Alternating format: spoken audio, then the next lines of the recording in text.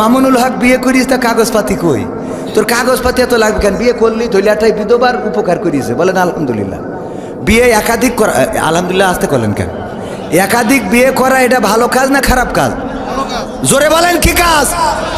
ভয় করতে মা বোনেরা আছে তো, আজকে বাড়ি গেলে ধরবেন যে তুমি ভালো কাজ এটা বলিলে ধরবেন না চেয়ারম্যান সাহেব, বলবেন তুমি বলিলে কিনা, আপনি তো বলেননি, অসুবিধা সাহস পায় না অনেকে। এই ভালো কাজ না খারাপ কাজ? হ্যাঁ, একাধিক বিয়ে করবেন, বিধবাদের সহযোগিতা করবেন, ও ডিভোর্সিদের সহযোগিতা করবেন। অনেকের সংসারের মিল মহব্বত হয় নাই, ডিভোর্সি, এই ডিভোর্সি মেয়েকে বিয়ে করলে কোনো অসুবিধা আছে? আমি তো মা বোনদের বলি, আপনাদের মন খারাপ হয় কেন?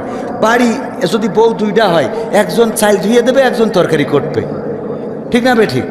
একজন ভাত রান্না করবে, একজন তরকারি রান্না করবে, একজন কাপড় কেচে দেবে, একজন নেড়ি দেবে, ঠিক না বে ঠিক? একজন স্বামীর ভাত বেড়ি দেবে আর একজন পাকাতে বাতাস করবে। তোমার হাত পাখার বাতাসে আমার প্রাণ জুড়িয়ে আসে। কে? হ্যাঁ, হাত পাখার বাতাস। যদি গোলমালও করতে হয়, ঝগড়া করতে হয়, তাও তো পাড়ায় যাওয়া লাগবে না, পর্দার মধ্যে থেকে বাড়িতে চুল ছিঁড়াছিড়ি করতে পারবে। সুবিধা আছে না নাই? সব সুবিধা ঘরের মধ্যে এক চান্সে পেয়ে যাচ্ছেন। স্বামীর যদি আর একটা বিয়ে দেন, বলেন আলহামদুলিল্লাহ।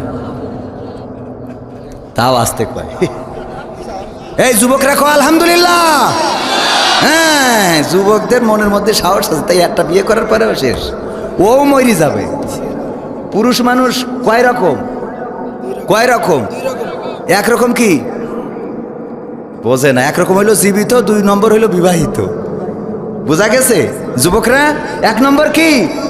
জীবিত, 2 নম্বর বিবাহিত। বিয়ে করেছেন তো আপনি মোটামুটি মরিছেন। এখন আপনার তারপরও বিয়ে করার দরকার আছে না নাই? যুবকরা বিয়ে করতে হবে, রাসূলের সুন্নাহ শুধু না, যৌবনকে কন্ট্রোল করার জন্য বিয়ে করা ফরজ। অনেকেই খালি কয় বিয়ে করা ফরজ, বিয়ে করা হারামও আছে।